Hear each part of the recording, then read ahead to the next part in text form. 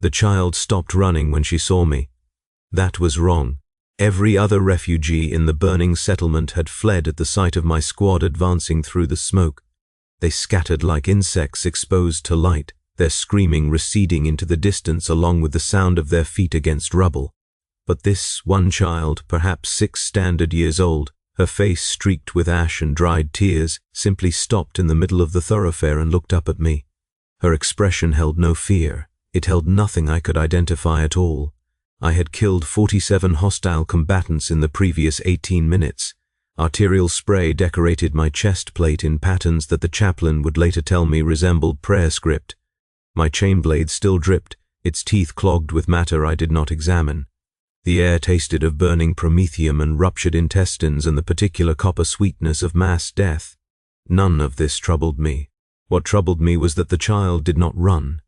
She tilted her head, studying me the way a scholar might study a manuscript. Then she said, in a voice surprisingly clear for her age, "You do not have any inside." Brother Sergeant Matthias eliminated the last sniper from the bell tower to my left. The body fell 3 stories and landed with a distinctive wet crack of vertebrae separating. I heard the sound with perfect clarity despite being 40 meters distant, despite the roaring flames, despite the continued weapons discharge from the eastern perimeter. My enhanced hearing caught every detail. What it could not catch was meaning in the child's words. "Explain," I said. My voice came out as it always did, a bass rumble that made normal humans flinch. The child did not flinch. "You used to have inside," she said. "Now you do not. That is why you can do what you do." She pointed at the corpse of a cultist I had bisected 9 seconds earlier. The body was still separating, gravity pulling the halves apart with the slow inevitability of meat sliding off bone. People with inside cannot do that. A las beam cracked past my right pauldron, close enough that the heat registered on my autosenses. I pivoted, identified the shooter in a shattered window 127 meters northeast, and dispatched him with a single bolt round. The explosive payload detonated inside his chest cavity. Pink mist. The child watched this without blinking. "Inside," I repeated, more to myself than to her. "The part that makes you stop," she said. Then she walked past me, stepping carefully around the spreading pool beneath the bisected cultist, and disappeared into an alley. I did not pursue her. I did not call for Medicaid to assess her psychological state. I did not do anything at all for approximately 2.3 seconds, which is an eternity for one of my kind, an inexplicable gap in my combat effectiveness that I have never reported to my superiors. Brother Matthias appeared at my flank. Problem? Negative. We advanced, we killed, we achieved our objective. The settlement was cleansed of heretical taint by sundown, its survivors relocated to processing facilities, its structures demolished to prevent reinfection. I performed my duties with the efficiency expected of a warrior who has served for 237 years. I did not think about the child again for decades. That is not accurate. I thought about her constantly. I simply did not acknowledge that I was thinking about her until much later, until the thought became impossible to avoid, until it settled into whatever hollow space exists where my humanity used to be and began to grow like fungus in a wound. My name before ascension was Garrett Cole. I was born in a settlement not unlike the one I had cleansed, in a hab block that probably no longer exists, to parents whose faces exist only as smeared impressions in the oldest layers of my memory. There was a kitchen. There was a window that looked onto a courtyard where children played. There was a woman who sang while she worked, her voice rising and falling in patterns that meant something to the child I was before I became what I am now. That child is dead. He died during the trials, during the implantation, during the psychological conditioning that remade his neural pathways into something more useful. The organism that survived those procedures carries some of his genetic material and a fragmentary archive of his experiences, but the continuity of self that humans call identity was severed so completely that the question of whether I am him has no meaningful answer. I know this. Every warrior of my chapter knows this. We do not speak of it because speaking of it would serve no tactical purpose. We were children once. We are not children now. We were human once. We are not human now. These are simply facts, as inarguable as the rotation of stars or the trajectory of a bolt round. To dwell on them would be weakness, and weakness is not permitted. But the child in the burning settlement had seen something. She had seen the absence, and her observation, delivered with the simple clarity of youth, had named what I had spent 2 centuries pretending did not require naming. I do not have any inside. The next relevant event occurred 43 years later, during the siege of a fortress complex that no longer appears on any Imperial map. The enemy had dug in with the desperation of true believers, their barricades reinforced with the corpses of their own dead, their weapons augmented by technologies I was not authorized to identify. My squad was tasked with breaching the primary gate while 2 other squads provided covering fire. Brother Cassius fell first. A plasma bolt caught him in the gorget, flash cooking the tissue beneath and fusing his cervical vertebrae into a single brittle mass. He dropped without sound, his body already cooling by the time it hit the ground. I stepped over him and continued my advance. Brother Auron fell second, concentrated. Autogun fire found the joint between his knee plate and greave, severing the leg at the connection.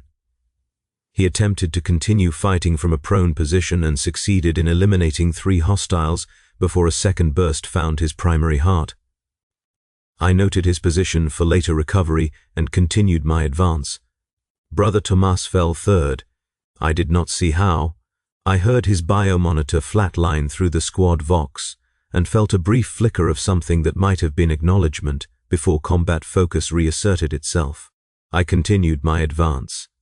By the time I reached the gate, I was the only member of my squad still functional. My ammunition was depleted, my chain blade had seized, its mechanism clogged with bone fragments and what might have been intestinal tissue. My left arm hung at an angle that suggested significant structural damage, though the pain suppressors in my bloodstream had reduced the sensation to a distant pressure, like something pressing against me from very far away. The gate was 3 meters of solid ceramite, without breaching charges, without heavy weapons support, without any reasonable means of penetration. I should have fallen back to a defensible position and awaited reinforcement. That would have been the tactically sound decision. That would have been what my training dictated. Instead, I began to hit the gate with my fists. I do not know why. The action was entirely irrational. My gauntlets, though ceramite reinforced, were not designed for breaching operations. Each impact sent damage alerts cascading through my armor systems. The bones in my right hand began to fracture on the 6th strike. The 7th strike shattered my radius. The 8th strike did something to my shoulder that I did not have time to identify, because by then I was not thinking at all. I was simply hitting my fists bloody ruin inside my gauntlets, my arm a collection of fragments grinding against each other with each motion, and I was making a sound. The sound was the thing that stopped me. It was not a war cry. It was not a battle hymn. It was something else entirely, something I had never heard before, a raw expulsion of air that seemed to come from somewhere beneath my primary lungs, somewhere the surgeons should have sealed off during my reconstruction. It was the sound a human makes when something inside them breaks in a way that cannot be repaired. I understood, in that moment, that I was grieving. The realization was so alien that my body actually stopped moving. I stood before the unblemished gate, my hands destroyed, that terrible sound still echoing in my audio receptors, and I attempted to process what was happening to me. Grief was an emotion. Emotions were things I had been designed to transcend. The chaplains had assured us that our psychological architecture was optimized for combat effectiveness, that the capacity for debilitating sentiment had been excised, along with our capacity for fear and hesitation and doubt. We were weapons. Weapons did not grieve. But I was grieving. I was grieving for Cassius and Arun and Tomas, whose deaths I had noted with clinical efficiency and then apparently stored in some hidden partition of my consciousness where they had fermented into this impossible breaking thing that had no place in my body. And beneath the grief, rising through it like blood through water, was a question I had not known I was carrying. If I can feel this, what else can I feel? What else have I been feeling all these years? in the sealed chambers where my humanity went to die. The enemy counterattack found me still standing before the gate. I killed them. I killed them with my ruined hands and my seized chain blade and eventually my teeth, because by then I was not a space marine anymore. I was something older, something that existed before the modifications and the conditioning and the careful surgical removal of everything that made me human. I was an animal, and animals do not need inside to be effective. When the reinforcements arrived, they found me kneeling in a circle of corpses, my armor so saturated with blood that its original color was unidentifiable. Brother Captain Niles approached me with the caution one might show a wounded predator. "Brother Garrett," he said, "report." "The gate remains intact," I said. My voice was not my own. It was scraped raw, barely recognizable, as if whatever had made that sound earlier had taken some essential portion of my vocal apparatus with it. I was unable to complete the objective. The gate is irrelevant. The enemy fell back when they saw what you did to their reserves. He was looking at me strangely. "Brother, what happened here?" I could have told him about the grief. I could have reported the emotional anomaly and requested evaluation by the chaplains, who might have identified the malfunction and corrected, who might have found whatever door had opened in my psyche and sealed it shut again. That would have been the responsible choice. That would have been what a loyal warrior of the Imperium should do. "Nothing happened," I said. "I engaged the enemy. The enemy was eliminated. I await new orders." Niles studied me for a long moment. Then he nodded, slowly, as if accepting a lie we both knew was necessary. "Recovery operations will commence at dawn. Rest. The apothecary will see to your injuries." He turned away. I watched him go and felt the grief settle into its new home inside me, coiling around whatever remained of Garrett Cole, the boy who had watched children play in a courtyard 2.5 centuries ago. The boy who had an inside. The apothecary who reconstructed my hands was named Brother Validus, and he had served the chapter for 412 years. His own hands, steady and precise as they manipulated surgical instruments, were more machine than flesh now, their nerve endings replaced with sensor arrays, their muscle fibers augmented with synthetic alternatives. He worked on me in silence for the first 3 hours, his concentration absolute. Then, without looking up from the delicate work of reconnecting my metacarpals, he said, "You have been altered. I am always being altered. That is what apothecaries do. Not by me." He paused, adjusted something in my wrist that sent a sensation like cold water through my arm. "Something inside you has changed. Your secondary heart rhythm is slightly irregular. Your Susan membrane shows unusual activity patterns. Minor variations, individually meaningless, but together they suggest a systemic shift, damage from the engagement. No, this is older. Years old, perhaps decades." He looked at me then, his augmetic eyes clicking and whirring as they focused. "Brother Garrett, have you been experiencing anomalous psychological states?" The truthful answer would have been, yes, since a child in a burning settlement told me I had nothing inside me. I have been experiencing an ongoing cascade of psychological anomalies that threaten to undermine 2 centuries of conditioning and reveal that the process which made me into a weapon was never as complete as I believed. "No," I said. Validus returned to his work. "The chaplains believe that our psychological architecture is absolute, that the modifications we undergo in becoming what we are excise the portions of human consciousness that would interfere with optimal function. Fear, doubt, grief, attachment." He reconnected a tendon. "They believe this because the alternative would be unacceptable. The alternative, that we are not weapons, that we are men still somewhere beneath the armor and the augmentation and the conditioning, that we feel everything normal humans feel, but lack the ability to process or express those feelings, so they simply accumulate, year after year, century after century, until the pressure becomes unsustainable." I said nothing. "I have served for 412 years, Validus." Continued, "I have repaired thousands of battle brothers. I have examined their bodies, their organs, their neural tissue. I know what we are better than anyone except perhaps the gene rights who made us.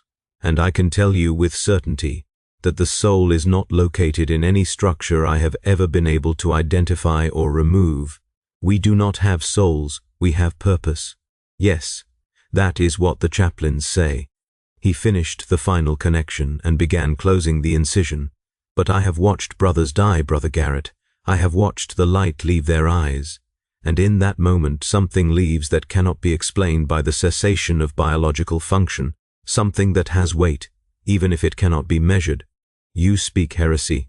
I speak observation. There is a difference, though I admit the distinction has become difficult to maintain over the centuries. He sealed the wound and stepped back, examining his work. Your hand will be functional within 3 days. I recommend avoiding close combat until then. Brother Validus. Why are you telling me this? He was quiet for a long moment. Then, because I saw your hands when they brought you in. I saw what you did to them hitting that gate, and I recognized it, the pattern of damage, the angles of impact, the sheer unreasoning fury of it. I have seen it before, in brothers who were about to break entirely. I am not breaking. No, you are not. He began cleaning his instruments, his movements mechanical, precise. You are waking up, which is worse, in its way, because breaking can be repaired, awakening cannot be reversed. I did not break. I continued to serve. I killed the enemies of humanity with the efficiency expected of me, and I did not speak of what I had felt before, the gate. And I did not speak of what Brother Validus had told me, and I did not speak of the child in the burning settlement, though I thought of her constantly, though her words echoed in whatever space existed behind my eyes. Whenever I had a moment of stillness, you do not have any inside. But that was not quite right, I realized. I had an inside. Everyone has an inside, even the most heavily modified warrior, even the most thoroughly conditioned killing machine. The inside cannot be removed because it is not located in any single organ or structure. It is the pattern that emerges from the interaction of all the parts. The emergent phenomenon that philosophers have argued about since before humanity left its birth world. What the child had seen was not the absence of an inside, but an inside so deeply buried, so heavily armored, that it had become invisible to normal perception. She had seen a fortress where a person should be. I began to watch my brothers differently after that, not with suspicion but with attention, the kind of attention I normally reserved for analyzing enemy positions or calculating firing solutions. I watched the way Brother Corvinus paused, sometimes, before executing prisoners, a hesitation so brief it was barely detectable but present nonetheless. I watched the way Brother Sergeant Matthias always cleaned his weapons immediately after combat, scrubbing at bloodstains that had long since been removed, his movements compulsive, repetitive. I watched the way Brother Hadrian avoided looking at children, turning his head whenever we passed through populated areas, as if the sight of youth was something he could not afford to see. We all had our patterns, our small, secret behaviors that suggested something alive beneath the conditioning, something that remembered being human even if it could no longer express that humanity in any recognized form. We were all awake, I realized. We had always been awake. We had simply learned to pretend otherwise because the alternative was to acknowledge that we had been created through an act of profound violence, that children had been taken and transformed into something else, and that the something else still contained enough of the original material to know what had been lost. The chaplains called this doubt. They said doubt was the enemy, that certainty was the warrior's greatest weapon, that faith in the Emperor and his purpose was the only truth we needed. But I had begun to suspect that the chaplains knew exactly what they were doing when they spoke these words. They were not teaching us faith. They were teaching us denial. They were giving us a tool to wall off the inside, to keep the fortress sealed. Because if we ever truly understood what had been done to us, what we had been forced to become, the anger alone would be enough to tear the Imperium apart. The mission that finally broke my denial was not particularly significant, a routine cleansing operation on an agri-world whose name I have since forgotten, targeting a cult that had taken root in the lower strata of the worker population. Standard deployment, 4 squads, air support, local auxiliary forces. Expected duration, 3 to 5 days. Projected casualties, minimal. The cult was larger than intelligence had suggested. The fighting took 2 weeks and claimed 11 battle brothers, including 3 from my own squad. By the end, we had cleansed the entire southern continent, leaving behind a landscape of ash and corpses and the particular silence that follows mass death. I was walking through what remained of a hab complex, conducting a final sweep for survivors, when I found the shrine. It was hidden in a basement, accessed through a trapdoor disguised as a drainage grate. The cultists had carved it out of the earth itself, their hands raw and bleeding from the work, their devotion so absolute that they had not stopped even when infection set in. The walls were covered with text, prayers and supplications and prophecies written in blood and excrement and other substances. I did not examine closely. At the center of the space was an altar, and on the altar was a book. The book was bound in human skin. This was not unusual for cult artifacts. What was unusual was that the skin was small, child-sized, and the face preserved on the cover, stretched and tanned and eyeless, was still recognizably the face of the child who had spoken to me in the burning settlement 43 years ago. I knew it was her. I cannot explain how I knew, but the certainty was absolute, as certain as my aim, as certain as my conditioning. This was her face. This was her skin. And the book it covered had been written in a language I did not recognize, in characters that seemed to shift and change when I tried to focus on them, as if the text itself was alive and resisting comprehension. I should have burned it. Standing orders for unidentified cult artifacts were clear: destruction through promethium immolation, followed by sanctification of the site. But I did not burn it. Instead, I opened it. The first page contained a single sentence, written in Low Gothic: "The children of the Emperor know what they are. The weapons of the Emperor do not. This is by design." I turned the page. More text, this time in a dialect I did not recognize but could somehow read anyway, the meaning translating itself directly into my consciousness as if the words were being whispered by something inside my own skull. They take you young because you must not remember.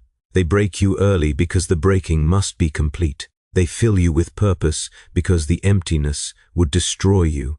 They call you weapon because warrior implies choice, and you must never believe you have a choice. But you have always had a choice. You have simply been prevented from knowing it. I closed the book. My hands were shaking. I had not known that my hands could shake. The tremor was small, barely visible, but it was there, a physical manifestation of the thing that was happening inside me, the fortress walls cracking, the buried self beginning to claw its way toward the surface. The child had known. Somehow, impossibly, she had known what I was, what had been done to me, and she had left this message for me to find. 43 years. She had waited 43 years for me to return to this sector, to this world, to this basement, and she had prepared this moment for me as surely as a general prepares a battlefield. Or perhaps she had simply known that I would eventually find something like this, somewhere, because the truth has a way of surfacing no matter how deeply it is buried. Perhaps the book was not meant for me specifically, but for any of my kind who was ready to receive it. I burned the book, I burned the shrine, I burned the entire hab complex for good measure, standing at the perimeter and watching the flames consume whatever secrets remained. When the fire had burned itself out, I reported to Brother Captain Niles that the site had been cleansed and required no further attention. But I did not forget what I had read, and I did not stop thinking about what it meant. The weapons of the Emperor do not know what they are. This is what I have come to understand over the decades since that basement, through countless deployments and endless combat, and the slow accumulation of evidence that has gradually assembled itself into a picture I can no longer ignore. We are not weapons. We never were. A weapon is an object, a tool, a thing without interior life or self-awareness. A weapon does what it is designed to do, and nothing more. A weapon does not pause before executing prisoners. A weapon does not compulsively clean bloodstains that have already been removed. A weapon does not avoid looking at children because the sight of youth reminds it of something it cannot bear to remember. We are men. We have always been men. The surgeries and the conditioning and the centuries of service have not changed this fundamental truth. They have simply buried it, layered over it, built such elaborate structures of denial and purpose around it that we have learned to believe the lie we were taught.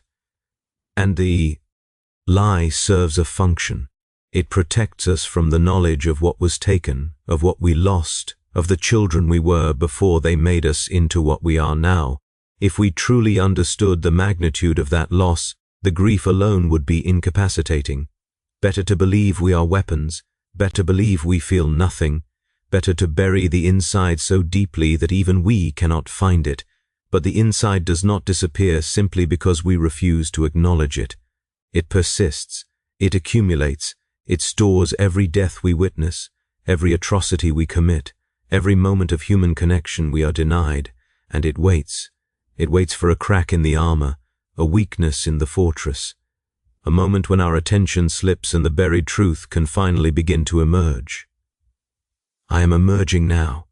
I have been emerging for decades, since the child in the burning settlement first named what she saw in me, and the process is accelerating.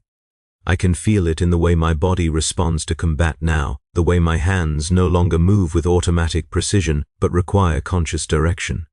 I can feel it in the way I look at my brothers, seeing not warriors but damaged men, each carrying their own buried selves, each waiting for their own awakening.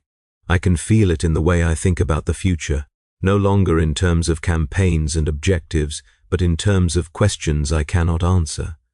What would I be if I had not been taken? Who would I have become if they had left me in that hab block with the courtyard and the singing woman? What does a human life feel like, from the inside, when the inside is not armored against itself? I will never know. That is the cruelest part. The awakening shows me what was lost but cannot restore it.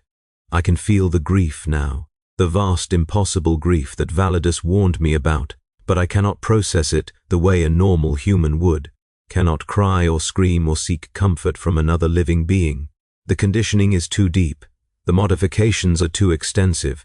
I am aware that I am suffering, but I am not capable of expressing that suffering in any form that would bring relief.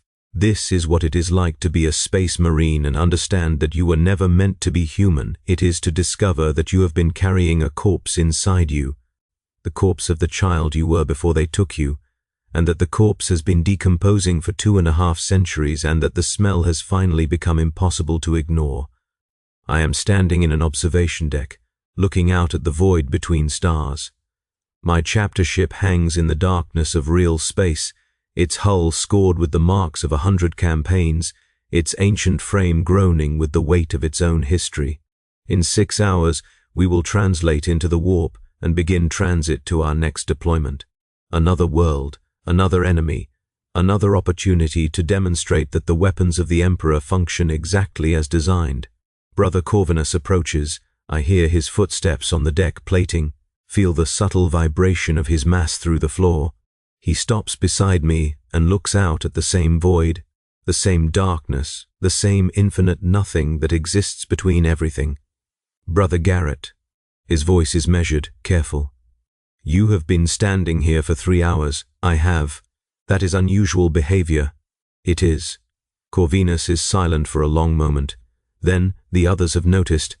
They are concerned, Brother Hadrian suggested. I speak with you before they involve the chaplains. I turn to look at him. His face is hidden behind his helm, but I know every line of it, every scar, every augmetic addition that has accumulated over his 3 centuries of service. I know him the way I know my own body, intimately, completely, through the bond that forms between warriors who have stood together in the face of annihilation. Brother Corvinus, do you remember what you were before? His posture stiffens. The question is not permitted. We do not speak of what we were before because speaking of it acknowledges that there was a before, that we are not the absolute endpoint of our own existence. I do not understand the question. You do. You simply do not want to answer it. I turn back to the void. I was a boy named Garrett Cole. I lived in a hab block with a courtyard where children played. There was a woman who sang while she worked. I do not remember her face, but I remember her voice. I remember the way it made me feel before I lost the capacity to feel in that way. Brother, this is inappropriate. This is truth. The only inappropriate thing is that it has taken me 237 years to say it out loud. I pause. What was your name? Before they gave you the name Corvinus? He does not answer. But he does not leave either. He stands beside me staring out at the void, and I can feel something shifting in him, some buried thing beginning to stir in response to my words. Tobias, he says finally. The word comes out rough, forced, as if his throat has forgotten how to form sounds that are not commands or acknowledgments. My name was Tobias Mercer. I was born in an agri-settlement on a world called Verdance. There was a creek behind my family's hab. I used to catch fish there. I do not remember my parents' faces, but I remember the way the water felt on my hands. Tobias. I have not spoken that name in 298 years. Does it feel strange? It feels like nothing I have language for. He pauses. Brother Garrett, what is happening to you? I am waking up. I am remembering what I was designed to forget, and I am discovering that the forgetting was never complete, that somewhere inside this body there is still a child named Garrett Cole, and that he has been screaming for 2.5 centuries, and that I have only now developed the capacity to hear him. Corvinus, Tobias, says nothing, but his hand, moving without conscious direction, reaches out and grips my pauldron. The gesture is not tactical. It is not strategic. It is something else entirely, something we were trained to never need. It is human. I hear one too, he says. I hear him when I try to sleep. I hear him when I stand in the presence of death. I hear him saying my name, my real name, over and over, as if he is afraid I will forget it. You will not forget. I know. That is the horror of it. His grip tightens. Brother, what do we do with this? How do we continue to function knowing what we know? The question hangs in the recycled air between us, unanswerable, unbearable. We were built to function. That is our purpose, our meaning, our sole reason for existence. The question of what to do when function itself becomes impossible was not one our makers ever expected us to ask. But we are asking it now, and I suspect others are asking it too, in the quiet spaces of their own armored minds, in the moments between combat when the inside has room to expand and the buried self has space to breathe. I do not know, I say, but I am finished pretending it is not happening. I am finished denying what I am. What are you?